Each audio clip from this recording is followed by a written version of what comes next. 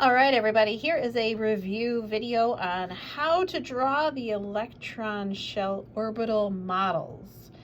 So what I have here are all 5 of the steps. I'm going to use those with my table and my periodic table over here to draw 2 shell models for you, one for beryllium and the other one for selenium. So let's start with beryllium. We got to find it on the periodic table. Right there it is. We found it. Okay, so we got to determine how many electrons the atom has. This is the atomic number. Remember, the atomic number is the one on the top? 4. So we've got 4 electrons that we're going to be placing on this model. So if you are looking at your homework, you'll see that it's kind of set up like this, where I'm asking you to give me the number of electrons first, then the shell models. It just kind of mirrors the directions to kind of help you with keeping them all in order. All right, so number of electrons, we found out that we are placing 4. And let's go on to the number of shells. Determine how many shells or orbitals, those are the circles, that the atom has. This is the period number, the number on the left side of the periodic table. When I printed this one out, you probably can't see it with the printout, but the period numbers, remember, they're on the side. So this is all period 1, this is all period 2, 3, 4, 5, 6, 7. There's only 7. Lanthanides and actinides, they kind of tuck in here. All right, so beryllium is in row 2, so that means it's got 2 shells or orbitals, or if we're thinking about the diagram itself, 2 circles that go around it. So 2. Now we got to find out the first shell. Says to fill in the first shell, we got to use the table on the next slide to find out how many electrons can fit there. I printed out the table right here. So the first shell can only hold 2. So when we're drawing beryllium, proton count, by the way, is 4. Neutron count. Remember, you're going to take the big number on your periodic table, subtract out the small number. It's 5. Okay, so I know on the homework there's lots of circles here. I'm just going to end up using 2, so I'm just going to draw 2 in. And I know the first shell can only hold 2, so I'll put my 2 electrons in. 1, 2, done. Now I can go to the next direction, which is number 4. It says fill in the last shell or orbital. This is the number at the top of the periodic table. Remember the group numbers? So grab up the periodic table again. Beryllium, group numbers are at the top. I love the way it printed out. You can see these, but not these. So it goes in order 1, 2, and then this is group 3, 4, 5, and so on. So beryllium is in column 2, so it's in group 2, which means that all of these have 2 valence electrons, or 2 electrons in their last shell. So the last shell is going to have 2. I'll put them in. 1, 2. Hey, by the way, remember how I had 4 electrons? Da-da-da, we're done. We don't actually have to use any of these other shells, so those are not needed. Let's try selenium, because we placed all 4. This one is done. Selenium, Se. Gotta find that one on the periodic table. It's over here. Do you see it? It's in the green. Right there.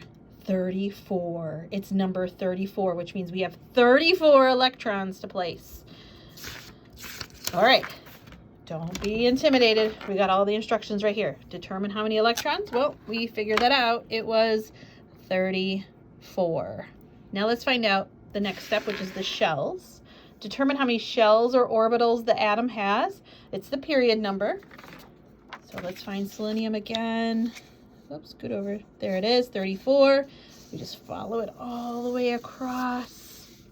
All right, it's in this row. So remember, this is the first one, second, third, 4. So we've got 4 shells or 4 circles that we're going to be filling up with electrons.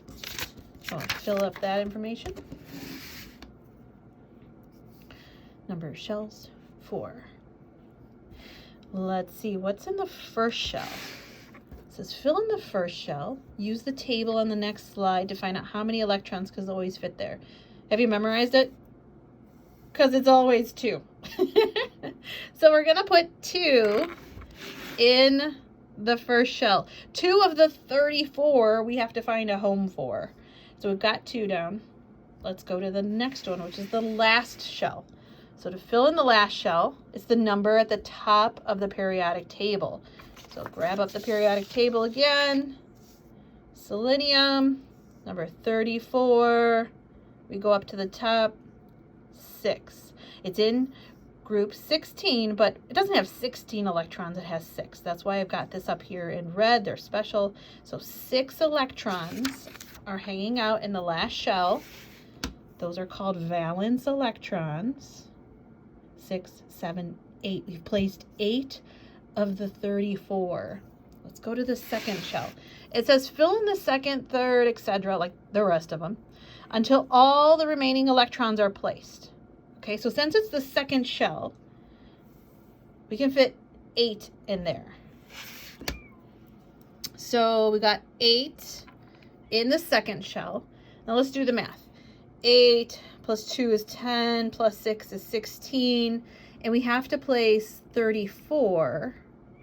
So let's see what's left and what's going to fill up in the third shell, because remember we've got 4 total. 1, 2, 3, 4. So let's do the math. 14, oh, that looks like 18.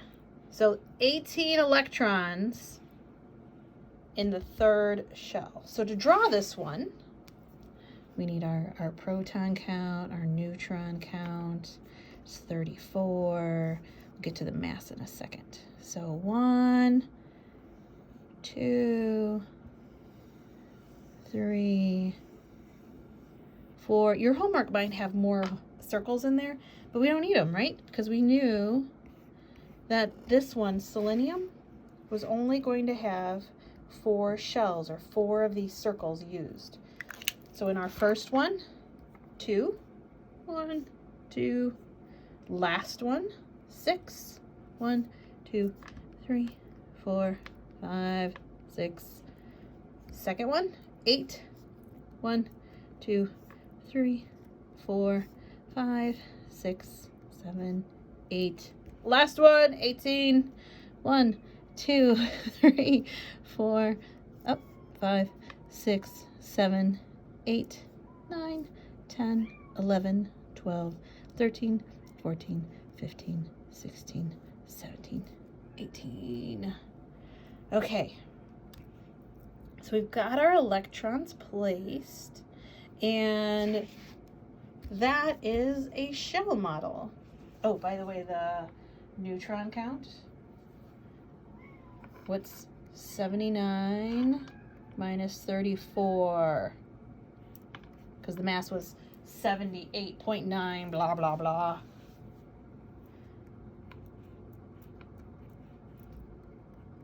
There we go. That one's done. All right, I hope those 2 helped you out. Now I need you to go do your homework and prove to me that you can do this independently. Have a good one. Bye.